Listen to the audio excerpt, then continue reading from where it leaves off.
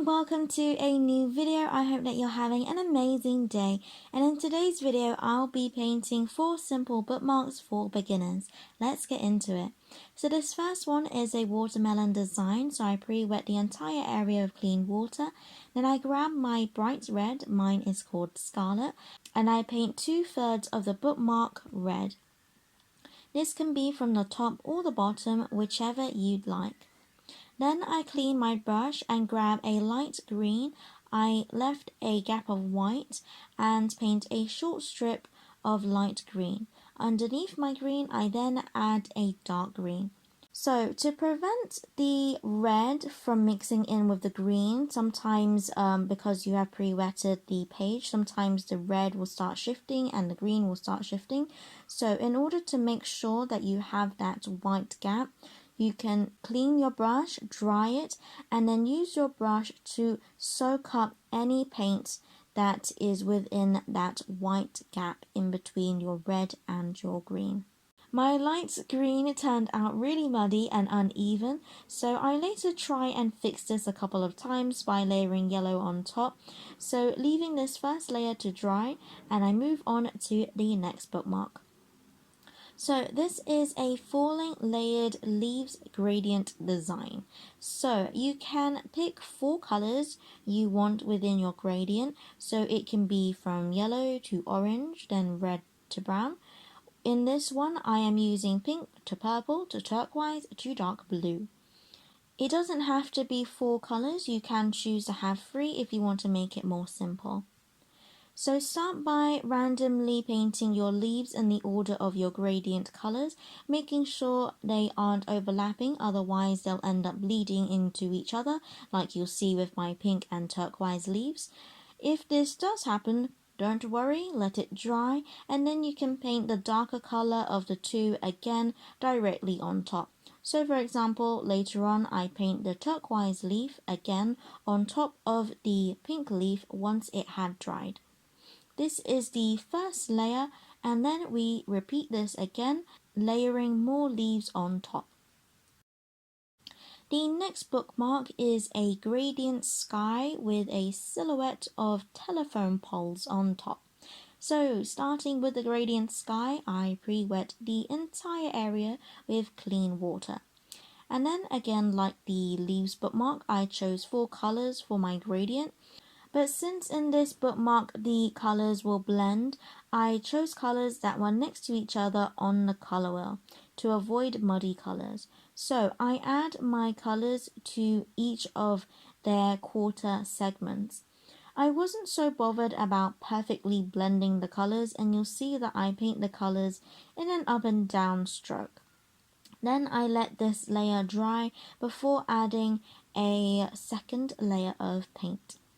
The last bookmark is a scale pattern or a tiles or fabric pattern, whichever it looks like to you.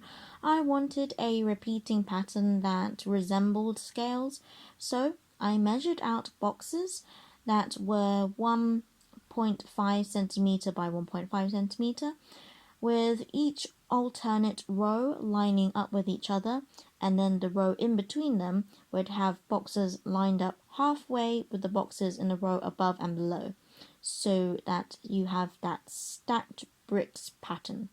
So this is a guide for me to draw the scales more evenly and symmetrically, fitting 1 scale in each box and using the lines in the rows above or below the box as the halfway mark so that I evenly sketch the scale symmetrically within the box. Then I went over the green area of my watermelon bookmark to try and make the colors more bold and less muddy, and left it to dry. In this case, I only wanted to fix the green sections, but if you wanted the whole of the watermelon to be more bolder or make some slight color adjustments, then you can do this in the second layer once the first was completely dry.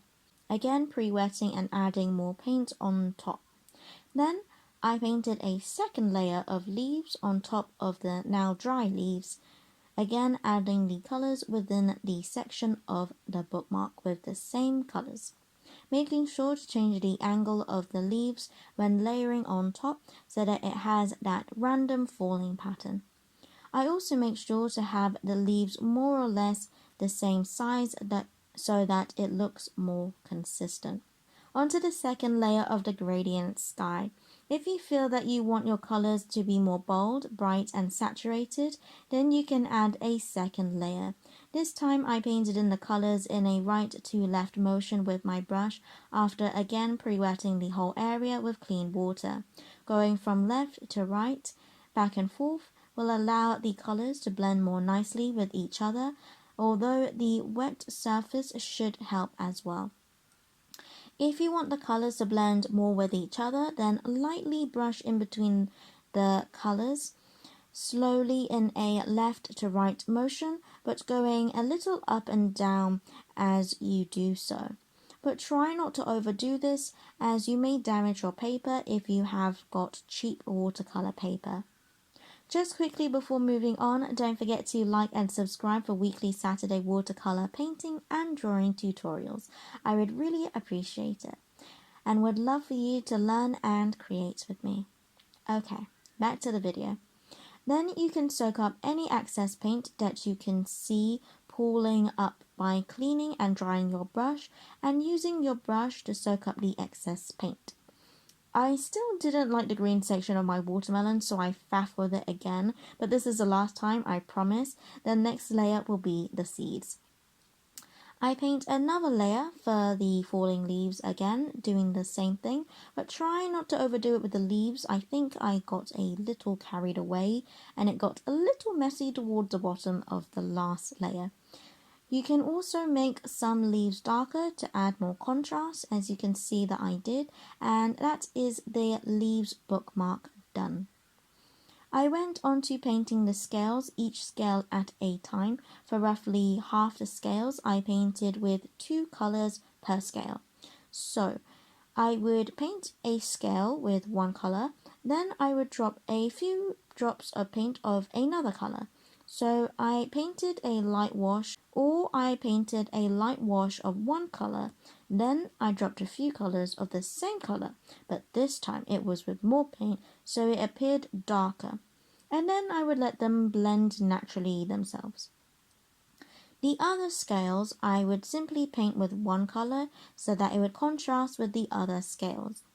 I tried to spread out the different colors quite evenly, not painting scales the same color right next to each other at first, but then later on I did with the remaining scales. In total, I used 6 different colors to paint these scales.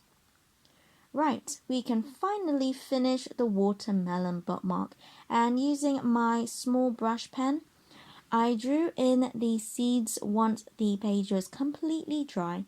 So the seeds are a teardrop shape, and I painted it so that all the seeds had the pointed tip facing the top of my page.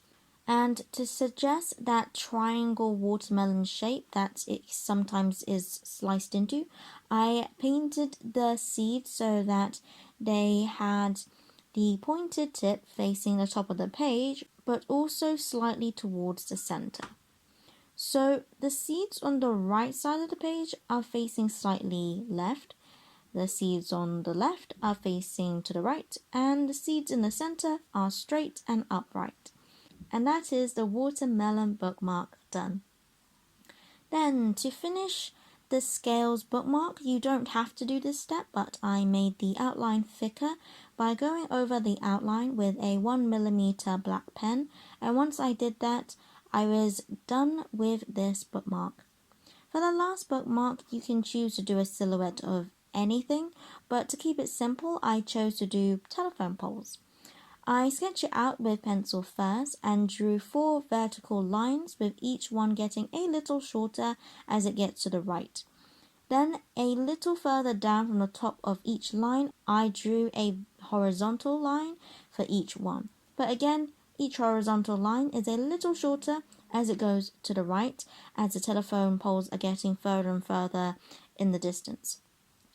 Then, on both sides of each vertical line, I draw a diagonal line connecting the horizontal and vertical pole. At both ends of each horizontal line, and in the middle of the line I drew a little squiggle going left and right, back and forth in the shape of an egg. Mind you, this is quite small. This is going to be the thing that the telephone wires are connected to, I think.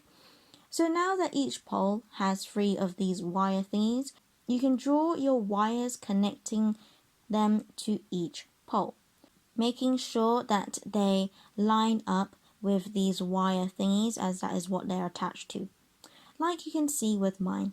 And that is all 4 bookmarks done. I later removed my masking tape and then drew a pen outline around each one. I hope that you enjoyed this video and gave you some inspiration to paint your own bookmarks. I really liked this idea, although it got a little mucky with the bottom of the watermelon, but got there in the end. I do plan on doing more watercolor bookmarks with a selection of fruit and sky silhouette bookmarks. So if that sounds like something you'd like, then don't forget to subscribe for more beginner painting ideas. That is all from me, so as always, God bless, and I'll see you later.